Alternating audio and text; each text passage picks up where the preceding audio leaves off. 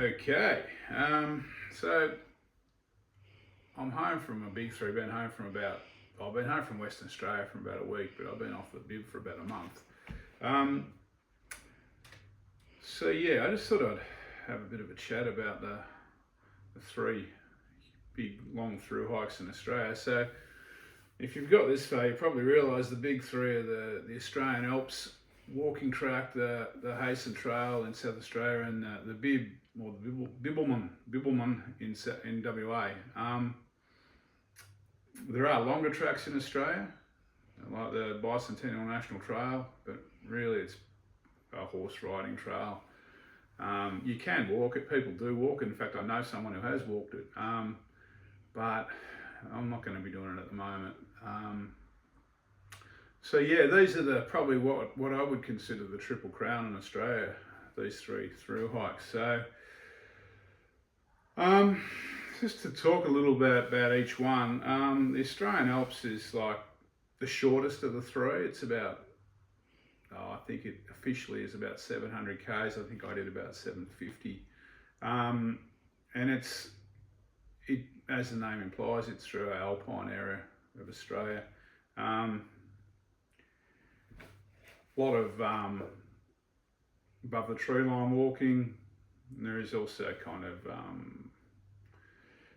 montane, I think it's montane forest, the stuff you get just below tree line. The Hyson in South Australia is a little bit longer. That came out at about, I think it was, with side trips, was about 1150 for me, but I think Goat has the trail itself at about 1100, or Far Out has the trail at about 1100. It's a fairly diverse walk when it comes to landscapes, with everything from coast all the way up to the desert, up to the Flinders Ranges. And the Bibbulmun in WA comes out at around about 1,000 k's on Far Out. I probably walked about 1,030 by the time I did a few side trips and wandered in and out to the hut and things like that. And it's mostly forest walking and then coastal heathland and coastal walking. So they're all pretty different walks, which is good. We're lucky in Australia that the big three through hikes are fairly diverse in their landscapes. So I'll just touch on what I liked about each track and what I didn't like. The Australian Alps, I mean, there's a few things about the Australian Alps I like. There's a lot to like on the Australian Alps. The scenery, that alpine scenery when you're up above tree line is amazing. There's the lack of crowds on the Australian Alps. When I did it, there was no one around, or it didn't seem to be many people around, except for, I think it was Easter weekend. It got a bit busy, but up around Jagungal. And the challenge of the Australian Alps is satisfying when you finish the walk. You've really put yourself through a bit of a challenge there, I reckon. The negative with the Australian Alps is the blackberries are taking over a little bit, which is not pretty to see, and also some of the scrubby sections where the bushfires have been through. I mean, people are doing their best to keep the track clear, but they're pretty scrubby. That Uemba Creek is a bit of a nightmare. So that's what I didn't like about the Australian Alps, and what I like. The Hyson, I love the diversity on the Hyson. The different landscapes. You've just got so many different landscapes, and I love the big sky views. You pretty much, except for a few short sections, it's mostly open country you're walking through, so you got big views. And the Hyson, what I didn't like, look, there's a section around the back of Adelaide that is quite difficult to do legally as far as camping, without kind of catching an Uber into Adelaide or somewhere for accommodation. I stealth camped, technically not legal, but I got away with it. But yeah, that's not great. The other section is, I mean, I didn't mind it, but I wouldn't want to do much more of it, is the road walking up in the mid-north.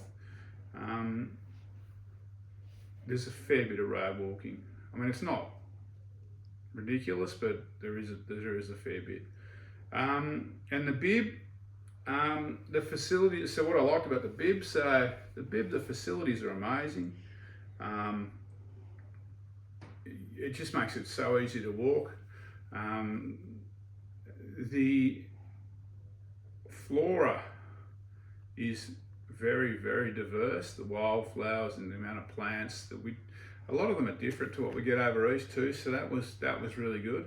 And the coastal scenery, when you get down to the coast, is top class. The negatives for me on the bib were probably just the amount of people, even in winter.